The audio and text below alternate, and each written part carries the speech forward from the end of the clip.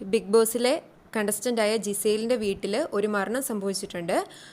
ജിസേലിനെ big boss confession റൂമിലേക്ക് വിളിച്ചിട്ട് പറയുന്നുണ്ട്, ഒരു ദുഃഖവാർത്ത പറയാനാണ് വിളിച്ചത്. ജിസേലിൻ്റെ അമ്മയുടെ സഹോദരി മരണപ്പെട്ടു എന്ന്. ജിസേലിനത് വല്ലാത്ത സങ്കടം ഉണ്ടാക്കുന്നുണ്ട്. ജിസേൽ കൺഫെഷൻ റൂമിൽ ഇരുന്ന് പൊട്ടിക്കരയുകയാണ്.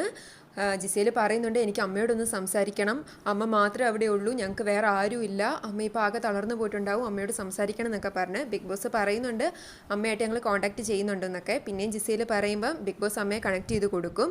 അമ്മയോട് ജിസേൽ സംസാരിക്കുമ്പോൾ പൊട്ടിക്കരയാണ് ചെയ്യുന്നത്. ഇടയ്ക്ക് വെച്ച് കോള് കട്ടായി പോകുന്നുണ്ട്.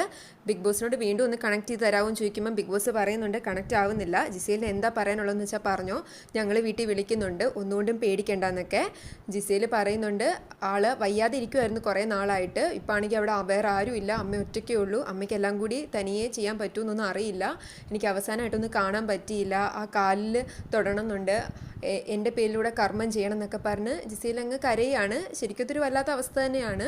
ബിഗ് ബോസ് പറയുന്നുണ്ട് ജിസേലിൻ്റെ അവസ്ഥ ഞങ്ങൾക്ക് മനസ്സിലാവുന്നുണ്ട്, നമുക്ക് ആ ആൻറ്റിക്ക് വേണ്ടി പ്രാർത്ഥിക്കാം, ജിസേൽ സ്ട്രോങ് ആയിരിക്കണം, അമ്മയും മരണപ്പെട്ട ആൻറ്റിയൊക്കെ ആഗ്രഹിക്കുന്നത് ജിസേൽ ഇവിടെ സ്ട്രോങ് ആയിട്ട് നിൽക്കണം എന്നാണ്, അങ്ങനെ തന്നെ നിൽക്കണം, ജിസേലിന് വേണ്ടുന്ന സമയം അത്രയും ഇവിടെ തന്നെ ഇരുന്നു, അത് കഴിഞ്ഞ് പുറത്തേക്ക് പോയാൽ മതി എന്ന് പറയും.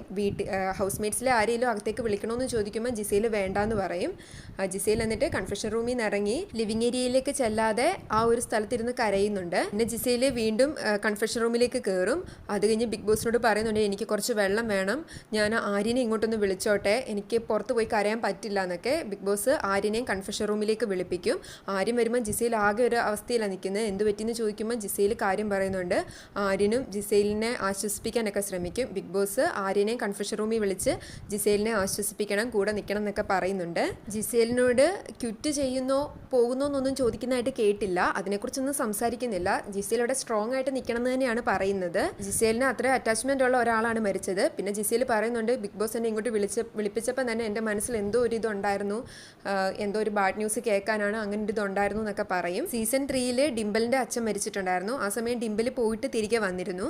പിന്നെ ഭാഗ്യലക്ഷ്മിയുടെ ഭർത്താവ് മരിച്ചിട്ടുണ്ടായിരുന്നു, അവർ പോയിട്ടില്ല, അവരുടെ എക്സ് ഹസ്ബൻഡ് ആയിരുന്നു. സീസൺ 3 മണിക്കുട്ടൻ്റെ റീ എൻട്രിക്ക് ശേഷം അതേ ദിവസം തന്നെയായിരുന്നു തോന്നുന്നു ഡിംപിളിൻ്റെ അച്ഛൻ മരിച്ച വാർത്ത. ഇന്നിപ്പം എന്തേ ഇതുപോലെ നെവിൻ്റെ ഒരു റീ എൻട്രി എന്ന് വേണേൽ പറയാം. അത് കഴിഞ്ഞപ്പോഴാണ് ഇങ്ങനെ ഒരു വാർത്ത വരുന്നത്.